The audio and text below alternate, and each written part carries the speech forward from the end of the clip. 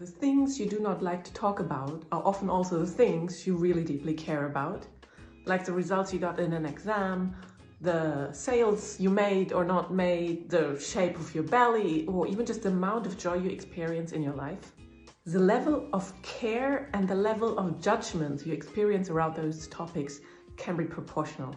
And you don't talk about these topics because you're worried that others will judge you as harshly as you judge yourself. And those others, they might not care as much as you do about these topics, or maybe they care about them, but they're just not critical around them. But you don't share about these topics and potentially miss out on the opportunity of being heard and listened to, or maybe even been given a really useful solution. So what can you do? First of all, can you notice how you close down around certain topics or how you get really flustered? Do you notice a shift in your being or your emotions when the conversation turns towards these topics?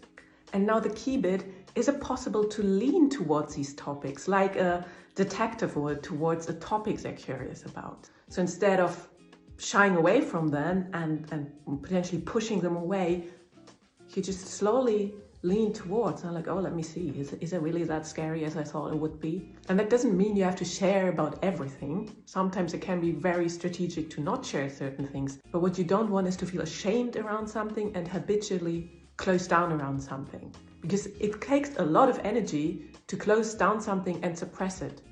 Imagine what could happen if instead you had that energy to actually work towards finding a solution or just simply feel free around that thing. What would you do with that energy that you would set free?